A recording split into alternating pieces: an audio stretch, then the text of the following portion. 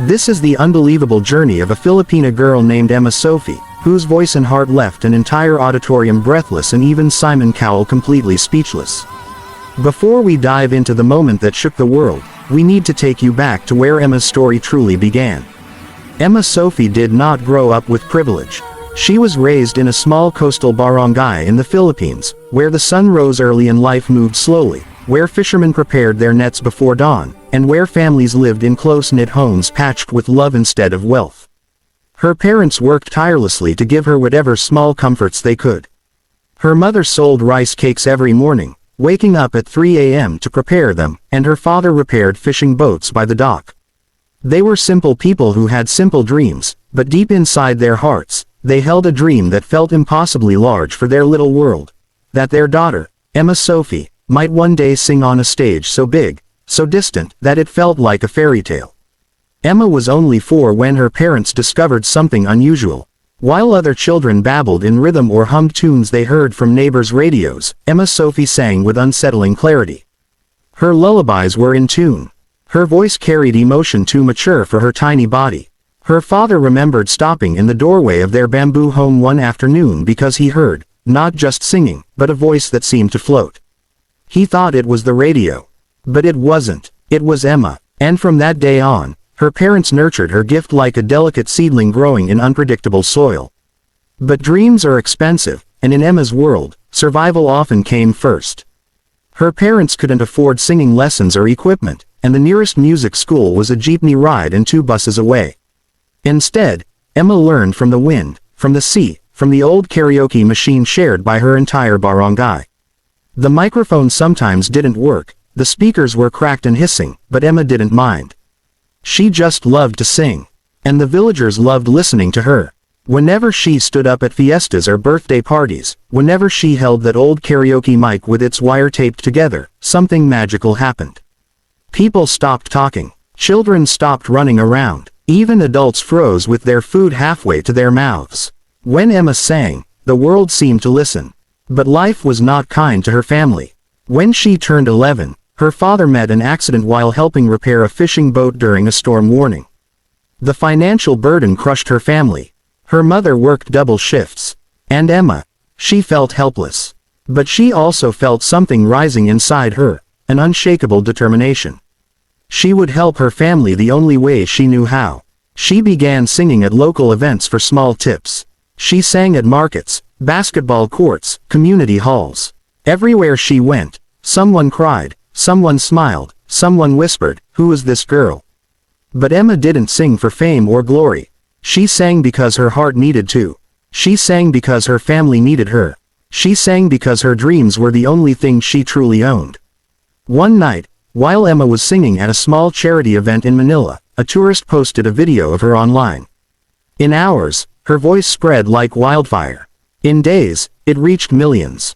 Clips of her belting out emotional ballads turned strangers into fans. Her name began appearing on reaction channels. Her video trended unexpectedly in the United States. That was when a message came. An invitation for her to audition on a global stage. A chance to stand before the judges she had only ever watched through cracked phone screens. A chance to sing before Simon Cowell. But opportunities like these are expensive. Plane tickets, documents, travel arrangements. Her family had no way to afford any of it. They tried everything they could, and just when they felt like the door was going to slam shut forever, something unbelievable happened. Her barangay organized a fundraiser for her. People who barely had money to spare donated whatever they could. Neighbors sold food. Students saved their spare coins. Elderly women brought hand-woven baskets to auction.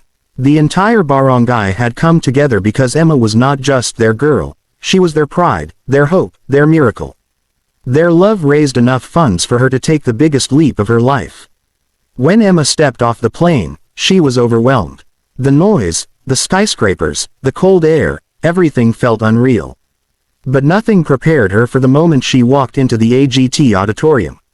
The stage was massive. The lights were blinding. The audience was enormous. And there, at the iconic table, sat Simon Cowell, looking at her with the same critical stare she had seen for years.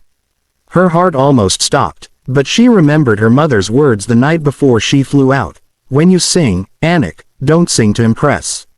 Sing to express. Sing with your heart. When they announced her name, Emma stepped forward with shy confidence. She was 16, small in frame but massive with a presence she didn't yet understand. Her voice trembled when she introduced herself. Her accent made the judges smile warmly. Simon leaned forward, curious. "What will you be singing today?" he asked. Emma took a deep breath, gripping the microphone as if it were the only thing keeping her grounded. She chose a song many singers would fear to touch. A challenging emotional piece that required both power and vulnerability. When the music started, there was a moment, a brief second, where the world seemed to freeze. Then she sang. Her first note was soft, fragile, almost trembling, like a whisper that slowly opened into a truth. Simon raised his eyebrows immediately. Heidi placed her hand on her heart. The crowd leaned forward instinctively. Emma's voice carried pain, hope, humility, and fire. It didn't sound like a performance. It sounded like a confession. It sounded like a girl pouring out years of struggle, fear, sacrifice, and love into every word. As she reached the chorus, her voice transformed. It soared. It expanded. It broke open into a breathtaking resonance that filled every corner of the theater. People gasped. Some clutched their seats. A woman in the front row had tears streaming down her face. The camera cut to Simon, his eyes widening, his head tilting slightly, something shifting in his expression. He was stunned. By the second verse, the auditorium had completely forgotten she was a contestant. She had become a storyteller. You could feel her father's struggles, her mother's sleepless nights, her childhood memories of singing beside the ocean. Every note held meaning. Every breath was intentional. Every phrase felt like it carried the weight of her soul. Then came the high note, the one that determines whether a singer is simply good or once in a generation extraordinary. Emma inhaled deeply. The room held its breath. And when she released that final powerful note, it echoed with such precision, such emotion, such raw intensity that the entire crowd erupted. People stood instantly. Cheers exploded. The judges were on their feet. Even Simon Cowell stood up. Slowly, silently, shaking his head as if asking himself, where did this girl come from? Emma held her last note longer than anyone expected, her voice steady as a beam of light. When she finished, she lowered the microphone gently, her hands trembling. She looked around, overwhelmed, as thousands of people screamed her name. She covered her mouth, trying not to cry. She couldn't believe what she had just done. When the applause finally softened, Simon Cowell leaned toward his microphone. His expression was serious, almost emotional. The auditorium went quiet instantly. "Emma," he began, his voice unusually gentle, "that was one of the most stunning auditions we have heard in a very, very long time. You are extraordinary, you are special, and your voice, there aren't many moments where I'm speechless. But this is one of them." Emma couldn't hold back her tears.